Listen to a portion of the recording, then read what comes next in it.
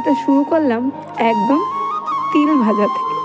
তো এই ভিডিওটা হলো সংক্রান্তির আগের দিনের ভিডিও। জানি ভিডিওটা দিতে অনেকটা লেট হয়ে গেছে, তো খুব ব্যস্ত ছিলাম এই কয়েকদিন, তার জন্য অনেকটা লেট হয়ে গেছে ভিডিওটা রেডি করতে করতে। তো যাই হোক, তো এইটা মকর সংক্রান্তি, আর এই সংক্রান্তির আরেকটা নাম হলো তিল সংক্রান্তিও। তো আমরা এই সংক্রান্তিটাকে তিল সংক্রান্তিও বলি। আর তার জন্য এই সংক্রান্তিতে কিন্তু তিলটা একদম মাস্ট, তিল খেতেই হয়। প্রথমেই সকালবেলা স্নান করে কিন্তু তিলটাই মুখে দিতে হয়। তো তার জন্য দেখো আমি প্রথম শুরু কিন্তু তিল দিয়েই করলাম।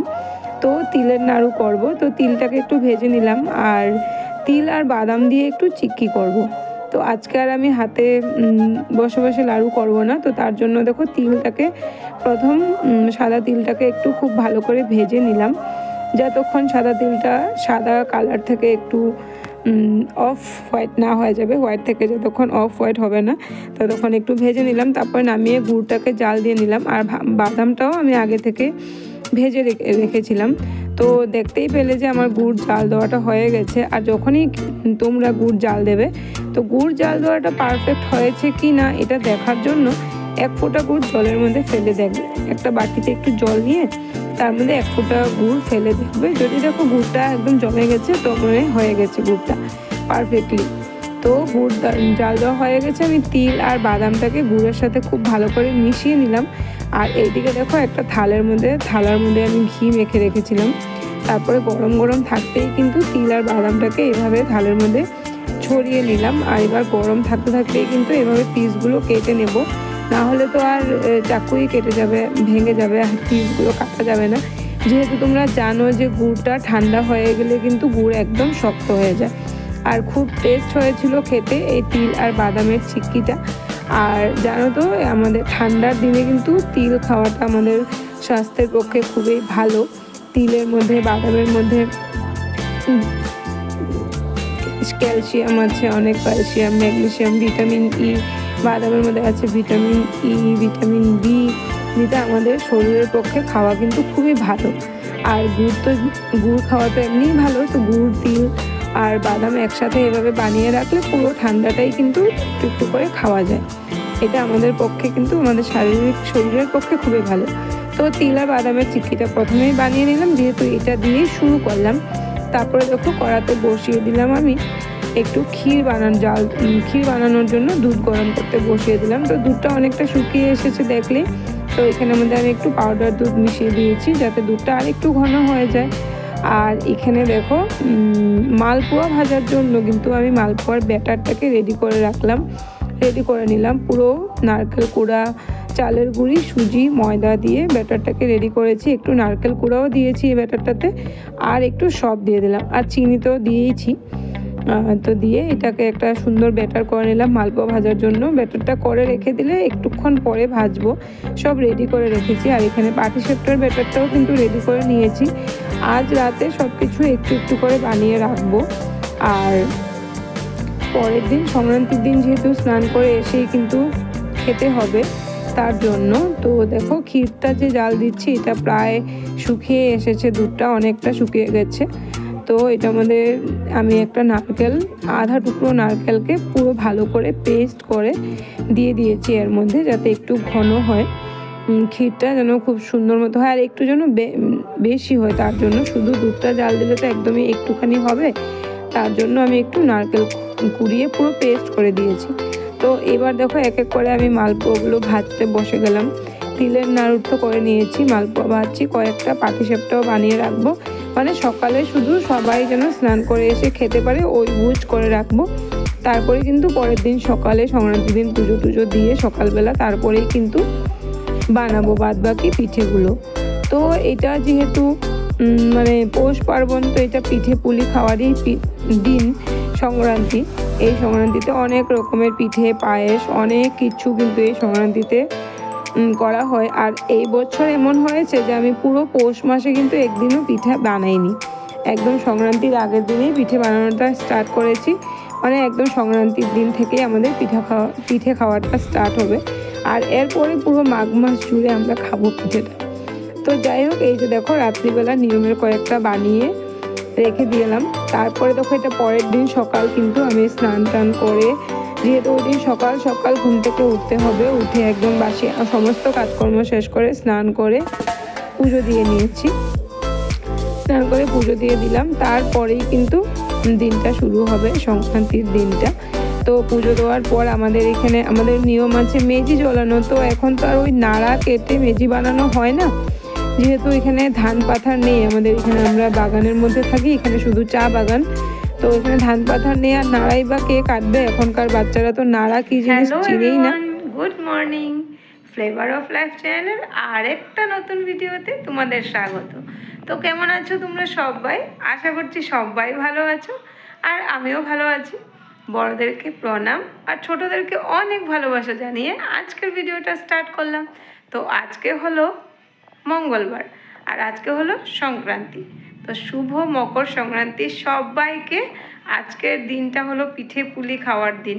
তো সকাল সকাল আজকে তো খুব তাড়াতাড়ি ঘুম থেকে উঠেছি, মানে বছরে কয়েকটা দিন আছে আর কি, গুনে গুনে যে কয়েকটা দিন আমি খুব জলদি জলদি ঘুম থেকে উঠে একদম লক্ষ্মীমন্ত বউ সেজে সমস্ত কাজকর্ম সেরে তাড়াতাড়ি সব শেষ করে ফেলি, কারণ ওই কয়টা দিন করতেই লাগে, নিয়ম আছে তার জন্য। এমনিতে তো 12 মাস করলেই ভালো, কিন্তু যে সকাল 8টা সব কিছু শেষ করে ফেলেছি, স্নান, পুজো, মেজি জ্বলানো, পিঠে বানানো। পিঠে টিঠে তো সব কালকে রাত্রেই বানিয়ে রেখেছি। তো আজকে সকালের জলখাবার বানানোর কোনো নেই, জলখাবার কিছু বানাতে হবে না, পিঠেই বানাবো। কালকের থেকে শুরু করলাম পিঠে, এটা তো পিঠে পার্বণ, পৌষ পার্বণ মানে পিঠে খাওয়ার দিন। তো পিঠে খাওয়ার দিন শুরু হলো, এখন তো পিঠে খাওয়া চলতেই থাকবে। আর কালকে শুরু করলাম পিঠে বানানো। তো আজকে যেহেতু এই সংক্রান্তিটাকে আমরা তিল সংক্রান্তিও বলি, তো এখন স্নান পুজো সব সেরে এসেছি, এবার সবাইকে খাবার দাবার দেব। সবাই আগে তিলের লাড়ুটা মুখে দেওয়া হবে, তিলের লাড়ু খেয়েই কিন্তু আজকের দিনটা শুরু হবে। তো তোমরা কি খেয়ে আজকের দিনটা শুরু করছো অবশ্যই কিন্তু কমেন্টে জানিও, ঠিক আছে? তো সঙ্গে থাকো আর দেখতে থাকো ভিডিওটা, আশা করি ভিডিওটা তোমাদের ভালোই লাগবে।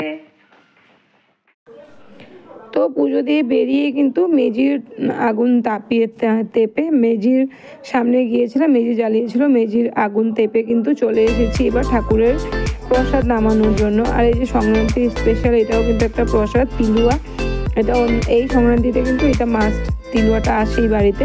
তো তারপরে দেখো ঠাকুরের প্রসাদটা সবাইকে দিয়ে দিলাম, তারপরে বসে পড়লাম। এই যে পিঠেই বানিয়েছিলাম রাত্রিবেলাতে, পাটিসাপটা, মালপোয়া আর তিলের নাড়ুটা বানিয়ে রেখেছিলাম, ওটা বসে পড়লাম সকালের খাবারটা খেতে। তারপরে তো আবার এই যে বললাম আমি তো একটু একটু করে বানিয়ে রেখেছিলাম রাত্রেবেলা, আর গুলাগুলো গুলে রেখেছিলাম, ওগুলা এখন বাদ বাকিগুলো সকালে বানাবো বলে। আর এই দেখো প্রথম শুরুটাই কিন্তু ভেঙে গেল, প্রথম শুরু যেটা দিয়ে করলাম ওটাই ভেঙে গেল। প্রথম পিঠাটা মানে কোনোদিনও ভালো হবেই না। তো যাই হোক, প্রথম পিঠাটা ভালো হলো না, তারপরে বাদ বাকিগুলো ঠিকঠাক হয়েছে, বানিয়েছি। তারপরে দেখো বসে পড়লাম দুধ পুলি বানানোর জন্য। তো দুধ পুলি না, আমি দুধ পুলি করি না, এটা হলো আমার দিদনের হাতের রেসিপি। আমি যেটা দুধের পিঠা বানাই, ঝোল পিঠাই বলি আমরা এটাকে, ছোটো থেকে আমরা এটাকে ঝোল পিঠা নামেই শুনেছি বা জেনেছি। আর এখন আমার ছেলেরা এই পিঠেটাকে বলে রসমলাই পিঠে, আমার ছেলেরা নাম দিয়েছে এই পিঠেটা হচ্ছে রসমলাই পিঠে। তো এই পিঠেটা বানানোর জন্য কি লাগে দেখো, আমি একটা পুরো নারকেল কুড়ো নিয়েছি, নারকেল কুড়োটাকে এইভাবে পেস্ট করে নিচ্ছি। পেস্ট করে একটু দুধ দিয়ে নারকেলটাকে পেস্ট করলাম, কেননা নারকেলটা কিন্তু কুড়ানোর পরে নারকেলটা পেস্ট হতে অনেকটা প্রবলেম করে একটু যদি দুধ না দিই। তো দুধ দিয়ে পেস্ট করে নিলাম নারকেলটাকে ভালোভাবে। তারপর দেখো নারকেলের সাথে সুজি আর চিনি দিয়ে এভাবে এটাকে নেড়ে চেড়ে পুরো আশিয়ে নেব। তো তারপর এটা দিয়ে বানাবো দুধের পিঠাটা, ঝোল পিঠাটা। তো এটা হলো আমাদের ছোটোবেলার থেকে, এটা কিন্তু আমাদের মামার বাড়ির স্পেশাল পিঠে ছিল। হ্যাঁ, আমরা যখনই মামার বাড়ি যেতাম এই পিঠেটা কিন্তু আমাদের মামা বাড়িতে হতোই, মানে আমার দিদনের হাতের এটা স্পেশাল পিঠে ছিল। তো এখন এটা আমরাও করি, তো এখন এটা আমাদের জন্য স্পেশাল। আমার ছেলেরা বলে এটা রসমলাই পিঠে, তো ছেলেদেরকেও দেখো কাজে লাগিয়ে দিলাম, যেহেতু এই গুল্লিগুলো বানাতে অনেকটা সময় লাগে। তো তার জন্য ছেলেদেরকে বললাম যে আমার বাড়িতে তো আর কেউ নেই যে আমাকে একটু হেল্প করে দেবে, তো তাই ছেলেদেরকে বললাম যে তোমরা হাত টাত ধুয়ে কাজে লেগে পড়ো, আমি তো আবার রান্নাও করতে হবে পিঠা বানানোর পর। তো দেখো ওদেরকে লাগিয়ে দিয়েছি কাজে, ওরাও গুল্লি করছে। আর এটা একটা মজাই সবাই মিলে বানানোর। তো সবাই বলতে তো আমরা বাড়িতে আছি মাত্র 4টে মানুষ। তো আর এদিকে দেখো আমার গুল্লিগুলো প্রায় হয়ে এসেছে বানানো। এদিকে আমি এবার দুধটাকে বসিয়ে দিলাম জাল দিতে।